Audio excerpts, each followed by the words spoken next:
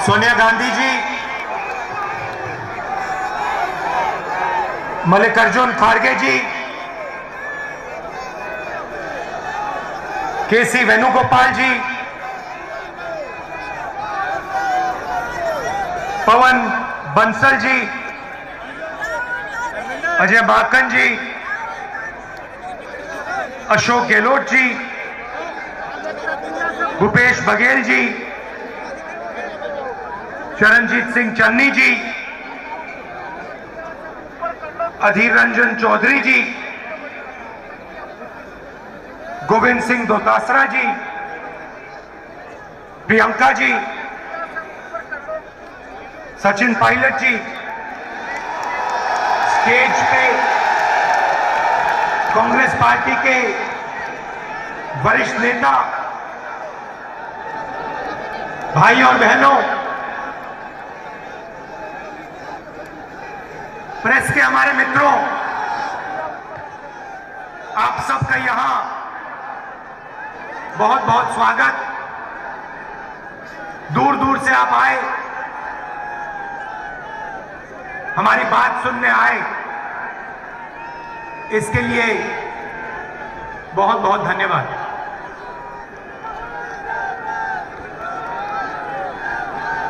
देश की हालत आप सबको दिख रही है।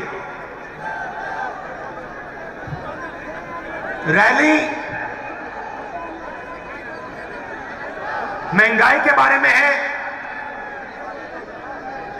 बेरोजगारी के बारे में है, जो आम जनता को दर्द हो रहा है, दुख हो रहा है, उसके बारे में है।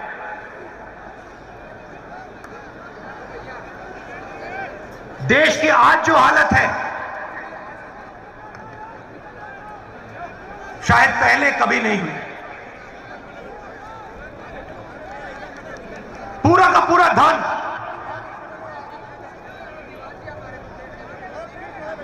चार पांच पूंजीपति के हाथ। हिंदुस्तान के सब इंस्टीट्यूशन एक संगठन के हाथ में। मंत्री के ऑफिस में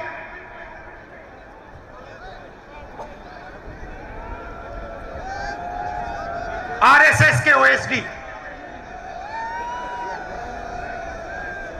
देश को जनता नहीं चला रही है, देश को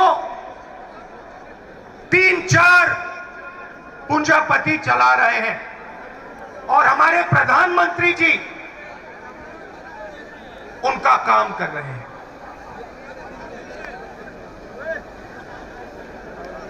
नोटबंदी हुई,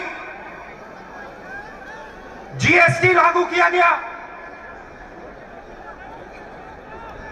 काले कानून बनाए गए, और कोरोना के समय आपने देश की जनता और देश की हालत देखी। मगर इन चीजों के बोलने से पहले मैं आज आपसे एक दूसरी बात करना चाहता हूं।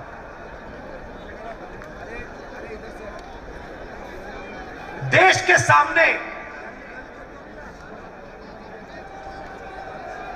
कौन सी लड़ाई है, और लड़ाई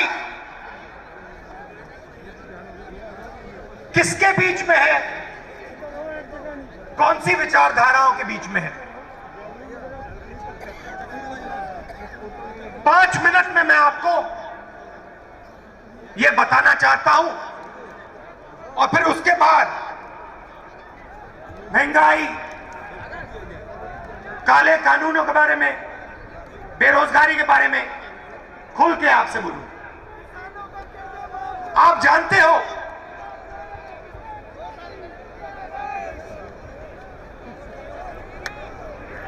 कि दो जीवों की एक आत्मा नहीं हो सकती। क्या दो जीवों की एक आत्मा हो सकती है? नहीं हो सकती। वैसे ही दो शब्दों का एक मतलब नहीं हो सकता।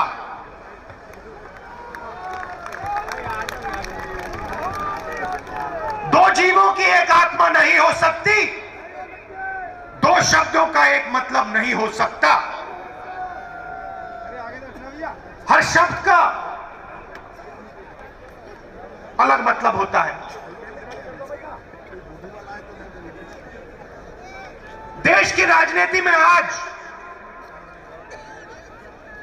दो शब्दों की टक्कर है, अलग शब्दों की।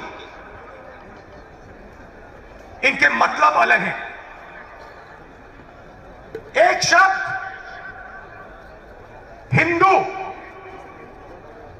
दूसरा शब्द हिंदुत्ववादी।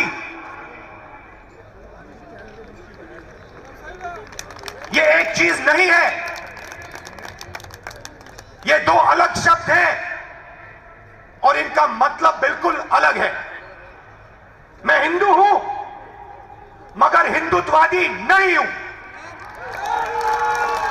ये सब हिंदू हैं मगर हिंदुत्ववादी नहीं है। और आज मैं आपको हिंदू शब्द और हिंदुत्ववादी शब्द के बीच में फर्क बताना चाहता हूं।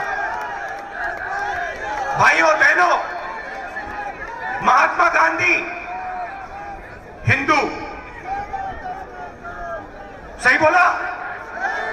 महात्मा गांधी हिंदू,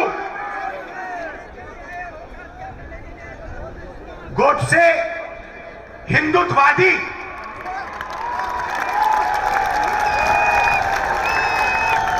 फर्क क्या होता है? फर्क मैं आपको बताता हूं। चाहे कुछ भी हो जाए, हिंदू सत्य को ढूंढता है। मर जाए, कट जाए, पिस जाए, हिंदू सच को ढूंढता है। उसका रास्ता सत्याग्रह। पूरी जिंदगी वो सच को ढूंढने में निकाल देता है। महात्मा गांधी ने ऑटोबायोग्राफी लिखी, माई एक्सपेरिमेंट्स विद ट्रूथ। मतलब पूरी जिंदगी उन्होंने सत्य को समझने के लिए, सच को ढूंढने के लिए बिता दी। और अंत में एक हिंदुत्ववादी ने उनकी छाती में 3 गोली मारी।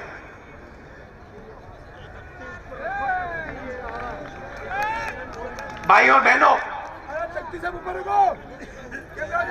हिंदुत्ववादी अपनी पूरी जिंदगी सत्ता को खोजने में डाल देता है, लगा देता है। उसको सत्य से कुछ लेना देना नहीं, उसे सिर्फ सत्ता चाहिए और सत्ता के लिए वो कुछ भी कर डालेगा। किसी को मार देगा, कुछ भी बोल देगा, जला देगा, काट देगा, पीट देगा, मार देगा, उसे सत्ता चाहिए। उसका रास्ता सत्याग्रह नहीं, उसका रास्ता सत्याग्रह है।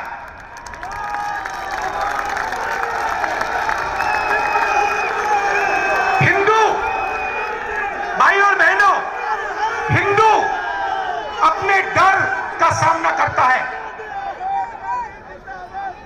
हिंदू खड़ा होकर अपने डर का सामना करता है और 1 इंच पीछे नहीं हटता है। वो शिव जी जैसे अपने डर को निगल जाता है, पी लेता है। हिंदुत्ववादी भाइयों बहनों अपने डर के सामने झुक जाता है, अपने डर के सामने वो मत्था टेकता है। हिंदुत्ववादी को उसका डर डुबा देता है और इस डर से उसके दिल में नफरत पैदा होती है, डर से नफरत पैदा होती है, गुस्सा आता है, क्रोध आता है। हिंदू डर का सामना करता है, उसके दिल में शांति पैदा होती है, उसके दिल में प्यार पैदा होता है, उसके दिल में, उसके अंदर शक्ति पैदा होती है। ये भाई और बहनों, हिंदुत्ववादी और हिंदू के बीच में फर्क है। मैं आपको ये भाषण क्यों दिया? क्योंकि आप सब हिंदू हो, हिंदुत्ववादी नहीं। और ये देश हिंदुओं का देश है, हिंदुत्ववादियों का नहीं। और आज अगर इस देश में महंगाई है, दर्द है, दुख है, तो ये काम हिंदुत्ववादियों ने किया है। हिंदुत्ववादियों को किसी भी हालत में सत्ता चाहिए। जैसे महात्मा गांधी ने कहा, मैं सच्चाई चाहता हूं, मैं सच्चाई ढूंढता हूं, मुझे सत्ता नहीं चाहिए।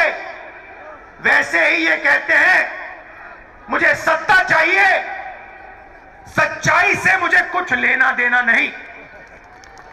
सच्चाई जाए बाहर में, मुझे कुर्सी मिल जाए बस। और 2014 से इन लोगों का राज है,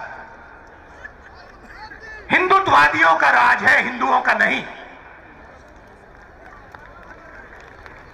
सही है ना? हिंदुत्ववादियों का राज है, हिंदुओं का नहीं। और हमें एक बार फिर इन हिंदुत्ववादियों को बाहर निकालना है और एक बार फिर हिंदुओं का राज लाना है। हिंदू कौन? जो सबसे गले लगता है। हिंदू कौन? जो किसी से नहीं डरता है। हिंदू कौन? जो हर धर्म का आदर करता है, वो है हिंदू।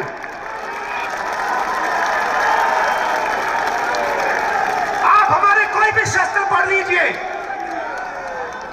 रामायण पढ़िए,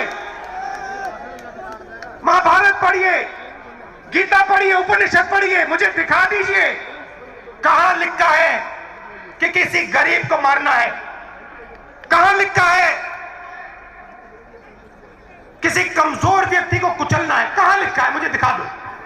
कहीं नहीं लिखा।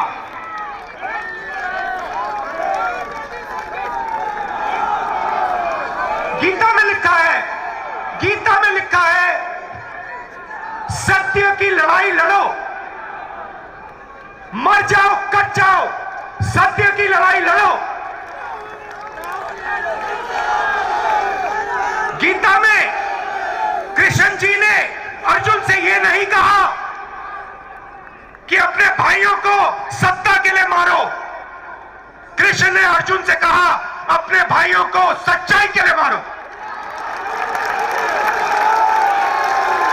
ये लड़ाई भाई और बहनों आज हिंदुस्तान में चल रही है।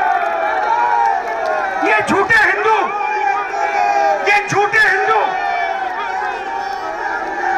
एक तरफ हिंदुत्ववादी और दूसरी तरफ सच्चे हिंदू, प्यार वाले हिंदू, भाईचारे वाले हिंदू, सबका आदर करने वाले हिंदू। अब मैं आपको बताना चाहता हूं हुआ क्या, क्योंकि हमारी जनता को समझ नहीं आया कि हुआ क्या। छोटा सा उदाहरण, आज हिंदुस्तान की 1% आबादी के हाथ में हिंदुस्तान का 33% धन है। 1% आबादी के हाथ में 33% धन। 10% आबादी के हाथ में 65% धन और सबसे गरीब 50% आबादी के हाथ में 6% धन। भाई और बहनों, नरेंद्र मोदी जी ने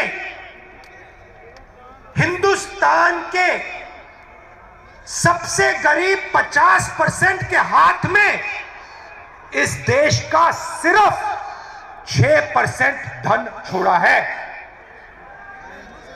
यह जादू कैसे किया? इस जादू के कौन से औजार थे और इस जादू को किसने किया, मैं आज आपको बताना चाहता हूं। औजार नोटबंदी, जीएसटी, किसान के खिलाफ 3 काले कानून। भाई और बहनों, नरेंद्र मोदी जी के आने से पहले हिंदुस्तान का जो असंगठित सेक्टर था, छोटे दुकानदार, गरीब लोग, छोटे कंपनी वाले जो घर में अगरबत्ती बनाते थे, चप्पल बनाते थे, जूता बनाते थे, कपड़े सीलते थे, किसान जो संगठित नहीं थे, मोदी जी के आने से पहले असंगठित क्षेत्र का हिस्सा 52% हुआ करता था। नोटबंदी, जीएसटी, काले कानून और कोरोना के बाद असंगठित क्षेत्र का भाग 20% तक पहुंच गया।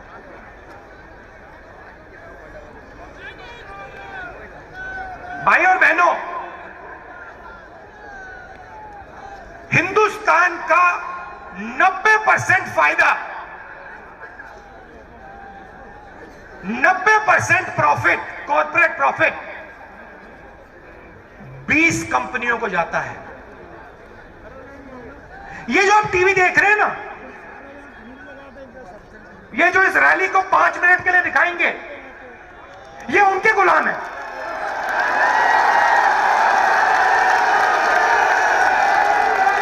ये उनके गुलाम है। भाइयों बहनों, ये हिंदुत्ववादी नहीं है, ये हिंदू हैं, मगर इनको दबाया गया है। हिंदुत्ववादियों ने इन बेचारों को दबा दिया है।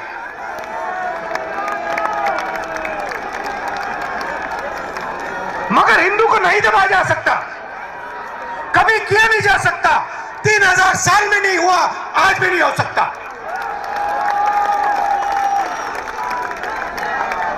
क्योंकि हम डरते नहीं है, हम किसी से नहीं डरते, हम मरने से नहीं डरते। लो, तो नरेंद्र मोदी जी और उनके 3-4 उद्योगपतियों ने, हिंदुत्ववादियों ने इस देश को 10 साल में बर्बाद, 8 साल में बर्बाद कर दिया, खत्म कर दिया। 7 साल जो पहले किसान पैसे बनाता था, हमने कर्जा माफी की। हम बात को समझे कि किसान को मदद करने की जरूरत है। कर्जा माफी की, छत्तीसगढ़ के चीफ मिनिस्टर बैठे, कमलनाथ बैठे, चन्नी जी बैठे, हर स्टेट में हमने कर्जा माफी की। क्यों? क्योंकि हम जानते हैं कि किसान इस देश की रीढ़ की हड्डी है, उसके बिना कुछ नहीं हो सकता। नरेंद्र मोदी जी ने किसानों की जो आत्मा है, उनका जो दिल है, छाती में चाकू मार। और भाइयों बहनों, आगे से नहीं, यूं नहीं,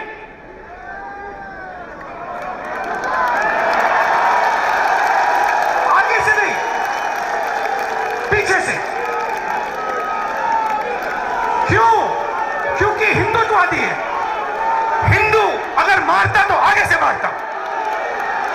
हिंदुत्ववादी है तो पीछे से मारेगा।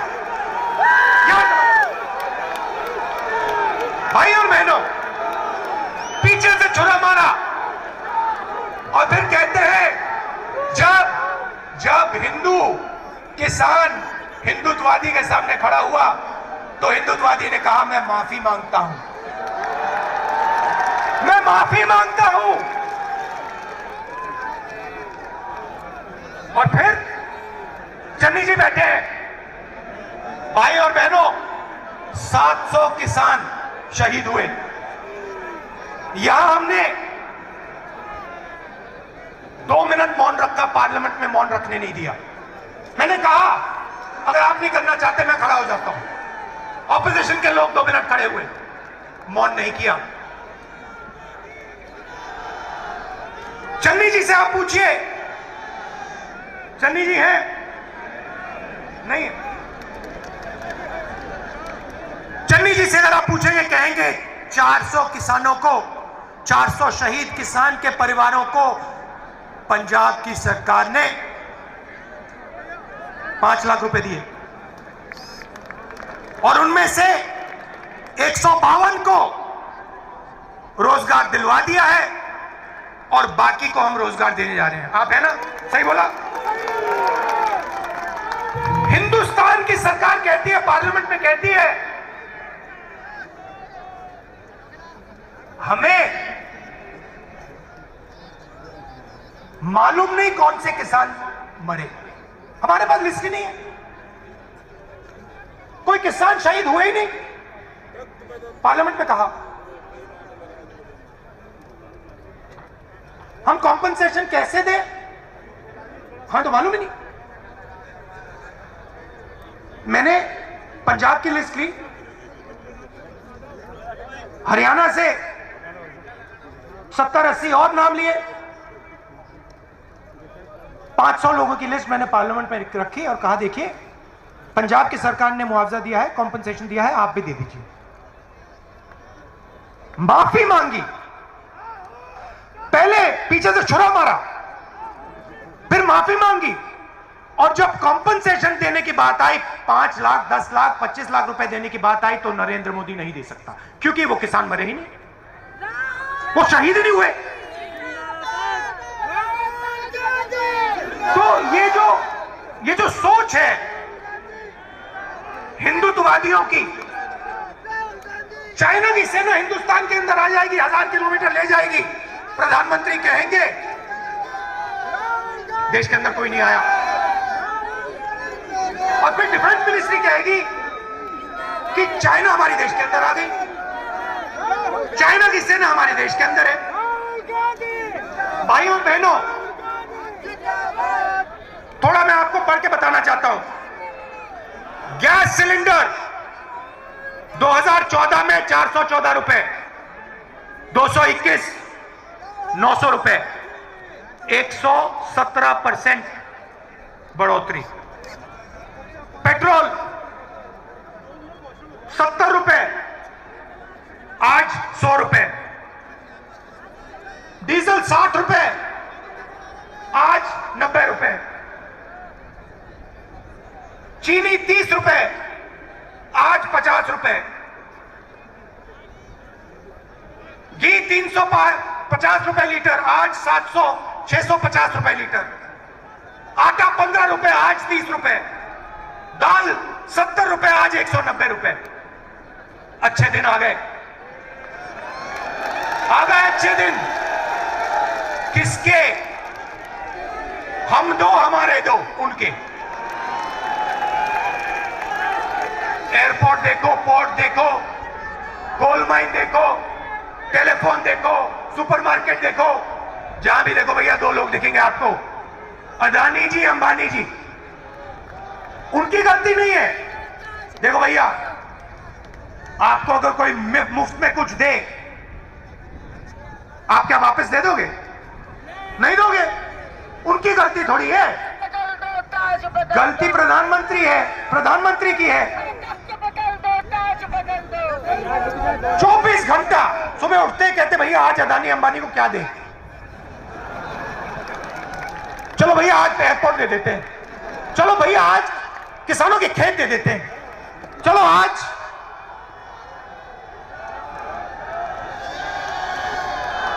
खनन दे देते हैं, माइन दे देते हैं। ऐसे देश नहीं चलाया जाता है। देश गरीबों का है, किसानों का है, मजदूरों का है, छोटे दुकानदारों का है, स्मॉल मीडियम बिजनेस वालों का है। क्यों? क्योंकि यही लोग इस देश को रोजगार दे सकते हैं। अंबानी जी की जगह है, अदानी जी की जगह है, मगर वो रोजगार पैदा नहीं कर सकते हैं। रोजगार हमारा किसान पैदा करता है, रोजगार छोटे व्यापारी पैदा करते हैं, दुकानदार, छोटा दुकानदार भी पैदा करता है। छोटे बिजनेस वाले, मिडिल साइज बिजनेस वाले, उनको तो खत्म कर दिया, मिटा दिया। भाइयों और बहनों, 1% आबादी के पास 33% धन, 10% आबादी के पास 65% धन, 50% आबादी के पास 6% धन। ये क्या हो रहा है?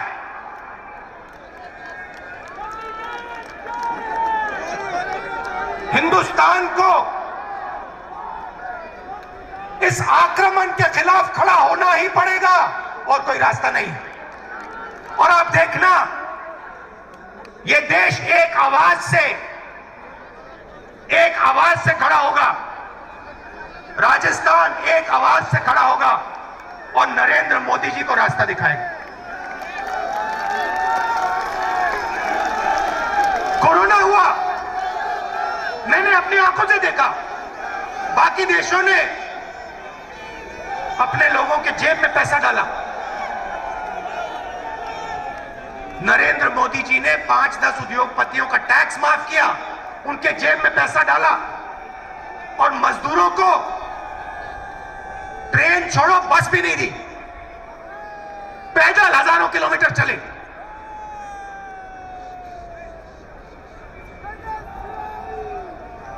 सौ 200 लोग सड़क पे मर गए।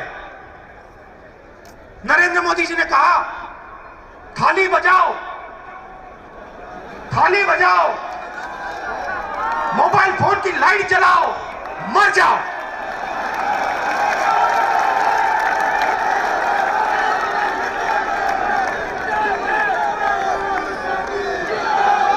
रोजगार की बात करते हैं। आज 60 साल से सबसे ज्यादा बेरोजगारी हिंदुस्तान में आज। क्यों? क्योंकि आपने रोजगार देने वाली रीढ़ की हड्डी तोड़ दी। आपने डिमोनेटाइजेशन किया, जीएसटी की, नोटबंदी, कोरोना में आपने समर्थन नहीं दिया, छोटे बिजनेस वालों को, सब खत्म हो गए। रोजगार कहां से पैदा होगा? रोजगार 2-3 उद्योगपति नहीं पैदा कर सकते। रोजगार लाखों दुकानदार, लाखों छोटे बिजनेस वाले, मिडिल साइज बिजनेस वाले, करोड़ों किसान पैदा करते हैं। ये सच्चाई है देश की। और देश को, भाइयों बहनों, ये सच्चाई पहचाननी पड़ेगी और कोई रास्ता नहीं है। मैं आपसे झूठ नहीं बोलने वाला। मैं हिंदुत्ववादी नहीं हूं, मैं हिंदू हूं।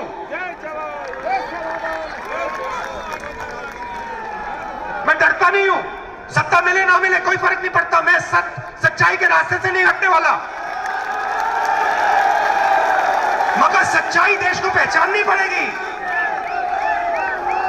चाइना ने अरुणाचल में, लद्दाख में हमारी जमीन ली है।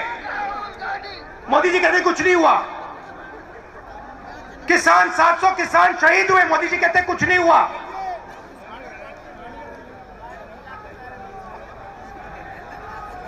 बहुत कुछ हुआ है। बहुत लोगों को चोट लगी है, बहुत लोगों की जान गई है, बहुत दुख हुआ है। और अब देश को आगे बढ़ना पड़ेगा और यह देश एक साथ आगे बढ़ेगा। आप दूर दूर से आए, आपने इतने प्यार से मेरी बात सुनी, मुझे बहुत अच्छा लगा। आप हो कांग्रेस पार्टी की शक्ति, आप हो इस देश की सच्चाई।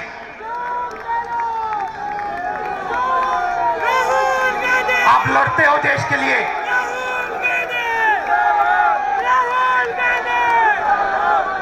डरो मत,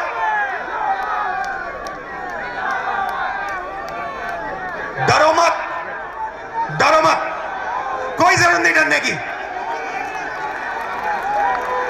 दिल से आपका बहुत बहुत धन्यवाद। जय हिंद।